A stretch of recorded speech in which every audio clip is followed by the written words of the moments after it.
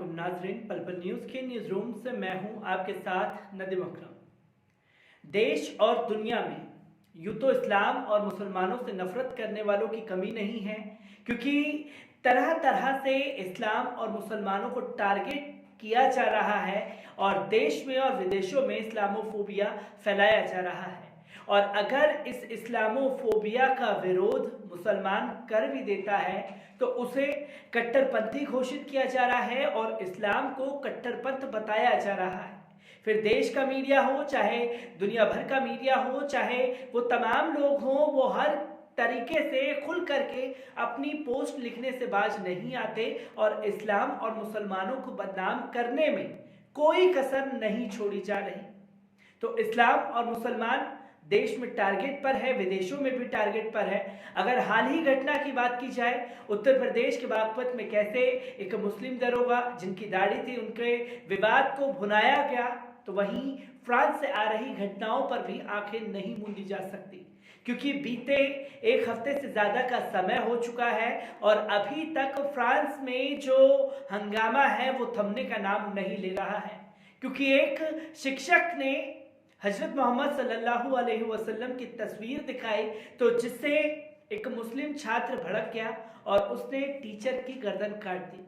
और टीचर की गर्दन काटे जाने के बाद पूरी दुनिया में और देश में इस्लाम जो है टारगेट पर आया और इस्लाम और मुसलमानों के खिलाफ खुल करके नफरत परोसी गई, जिसका जीता जागता उदाहरण फ्रांस में ये देखने को मिला कि एफर टावर के नीचे दो मुस्लिम महिलाओं के ऊपर चाकुओं से गोद करके हमला कर दिया जाता है।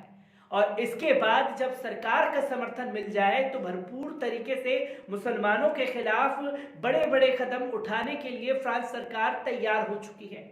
फ्रांस सरकार ने इस घटना के बाद फ्रांस में मस्जिदों को बंद किया और मस्जिदों को जब बंद करने का ऐलान किया तो देश विदेश से तमाम लोगों की प्रतिक्रिया आना शुरू हो गई, जिसमें ईरान के राष्ट्रपति हसन रूहानी की बात की जाए, चाहे तुर्की के राष्ट्रपति रजब तैयब एर्दोगन की बात की जाए, चाहे कुवैत के किंग की बात की जाए, चाहे तमाम वो लोग हैं जो अब फ्रांस के खिलाफ खुल करके मोर्चा खोल रहे हैं। और आखिरकार क्या कुछ घट रहा है, एक बार उस पर नजर डाल लीजिए। तुर्क राष्ट्रपति रजब तैयब एर्दोगान ने अपने फ्रांसीसी समकक्ष इमानुएल मैक्रा पर इस्लामोफोबिया फैलाने और लाखों मुसलमानों के साथ बुरा बर्ताव करने का आरोप लगाया है।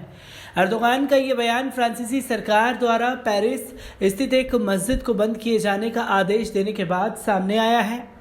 तुर्की की सत्तारूढ़ पार्टी की बैठक के दौरान कहा कि मैक्रा को इस्लाम और मुसलमानों से क्या समस्या है। उन्होंने कहा कि एक ऐसे राष्ट्र के बारे में क्या कहा जा सकता है जो धार्मिक आज़ादी को नहीं समझता है और अपने ही देश के लाखों अल्पसंख्यकों के साथ ऐसा बुरा बर्ताव कर रहा है। सबसे पहले ऐसे शख्स को अपने दिमाग का इलाज कराना चाहिए। फ्रांसीसी राष्ट्रपति पिछले काफ़ी अरसे से इस्लाम और मुसलमानों को फ्रांस की पश्चिम संस्कृति के लिए खतरा बता रहे हैं और उन्होंने मुसलमानों पर कई तरह के प्रतिबंध भी लगाए हैं। अक्टूबर की शुरुआत में भी मैक्रा ने दावा किया था कि कट्टरवाद के उदय के कारण न सिर्फ फ्रांस बल्कि पूरी दुनिया में इस्लाम संकट में है। तुर्क राष्ट्रपति ने फ्रांसीसी राष्ट्रपति की कड़ी आलोचना करते हुए कहा था कि वे स्पष्ट रूप से भड़काऊ बयान दे रहे हैं और देश में अपनी असफलताओं पर पर्दा डालने के लिए इस्लाम को निशाना बना रहे हैं। 16 अक्टूबर को पेरिस में हजरत मोहम्मद सल्लल्लाहु अलैहि वसल्लम के अपमानजनक कार्टून छात्रों के साथ साझा करने वाले टीचर सोमेल पैटी का एक चेचेन छात्र ने सिर काट दिया था, जिसके बाद फ्रांस की सरकार ने मुसलमानों और उनके धार्मिक केंद्रों पर अपने हमले तेज कर दिए हैं। इसी के साथ साथ आपको बता दूं कि फ्रांस में इमारतों की दीवारों पर हजरत मोहम्मद सल्लल्लाहु अलैहि वसल्लम के कार्टून लगाए जाने के बाद दुनिया भर के मुस्लिमों ने भारी गुस्सा है। ऐसे में अब शुक्रवार को मोरक्को में फ्रांसीसी उत्पाद के बहिष्कार एकजुट आवाज़ उठी। #बायकॉट फ्रांस प्रोडक्ट्स पूरे दिन टॉप कर रहा था। फ्रांसीसी राष्ट्रपति इमैनुअल मैक्रोन द्वारा दिए गए बयानों के बाद मोरक्को के कार्यकर्ता ने कैरिकेचर के जवाब में अलग अलग सोशल मीडिया प्लेटफॉर्म पर हैशटैग का प्रयास किया, जिसने दुनिया भर के मुसलमानों की भावनाओं को भड़काया। सोशल मीडिया यूजर्स ने फ्रांसीसी अधिकारियों द्वारा दिए गए बयानों की अस्वीकृति में मोहम्मद द मैसेज ऑफ अल्लाह के बैनर के साथ ट्विटर और फेसबुक पर अपनी प्रोफाइल तस्वीरें लगा दी। रानिया लामलाही ने ट्वीट किया, एक मोरक्को निवासी के रूप में मैं फ्रांस के राष्ट्रपति के इस्लाम के प्रति व्यवहार करने के तरीकों को स्वीकार नहीं करता हूं, इसलिए मैं फ्रांसीसी उत्पादों के बहिष्कार के अभियान का समर्थन करता हूं। वहीं जलाल ने फेसबुक पर लिखा कि अतीत में फ्रांस और आज के समय में पेरिस की रात की रोशनी के अलावा कोई अंतर नहीं है। वही नफरत, वही भेदभाव, वही धमकी, वही मानसिकता। ये फेसबुक पोस्ट में Rabat municipality consultant Hisham L हार्च ने पोस्ट किया। ये मुसलमानों के इतिहास में एक दुखद दिन है, शब्द के सच्चे अर्थों में एक दुखद दिन। क्या फ्रांस पागल हो गया है? एलर्च हर्ष ने कहा कि फ्रांसीसी पत्रिका चार्ली हेब्दो द्वारा अल्लाह ताला के दूत को लक्षित करने के लिए प्रकाशित कार्टून फ्रांस के टूल्स और मोंटोपेलियर में कुछ होटलों की दीवारों पर प्रदर्शित किए जाते हैं, क्योंकि फ्रांसीसी राष्ट्रपति ने घोषणा की है कि वे इन अपमानजनक प्रकाशनों पर प्रतिबंध नहीं लगाएंगे। आपको बताता चलूं कि ईरान के विदेश मंत्रालय ने भी हजरत मोहम्मद सल्लल्लाहु अलैहि वसल्लम के अपमान को लेकर फ्रांस की कड़ी आलोचना की है। एक बयान में विदेश मंत्रालय के प्रवक्ता सईद खतीबजादे ने दिव्य दूत हजरत मोहम्मद सल्लल्लाहु अलैहि वसल्लम और विशेषकर इस्लाम के प्रति प्रतिष्ठित पैगंबर के खिलाफ किसी भी अपमानजनक कार्रवाई की निंदा की है।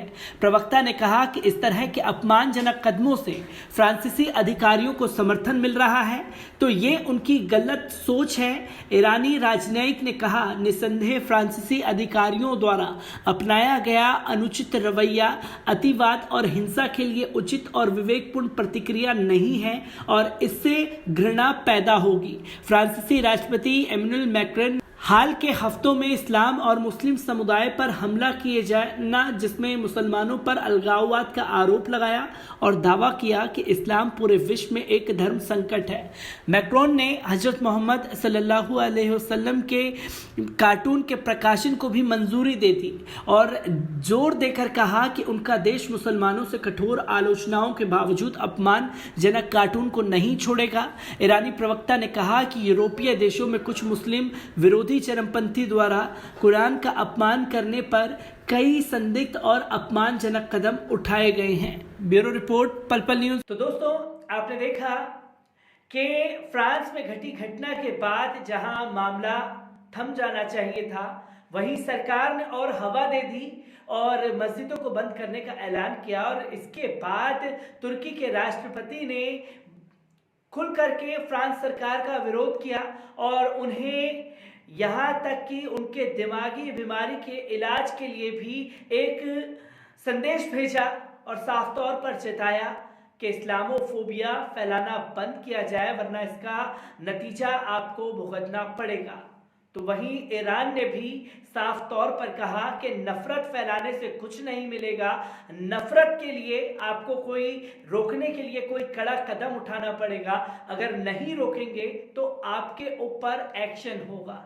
तो वहीं इसके बाद भी मामला नहीं रुका, चाहे आम हो चाहे खास हो, हर कोई फ्रांस का विरोध कर रहा है। यहां तक कि सोशल मीडिया पर बायकॉट फ्रांस प्रोटेक्ट ट्रेंड करने लगा।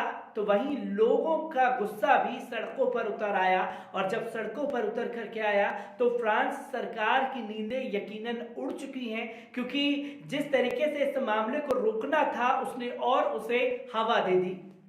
इसी के बाद मुस्लिम जगत में एक उथल पुथल मची हुई है और इसी उथल पुथल को लेकर के मैं आपके सामने परत दर परत जुड़ता रहूंगा फ्रांस की घटना पर। दीजिए मुझे इजाजत, शुक्रिया।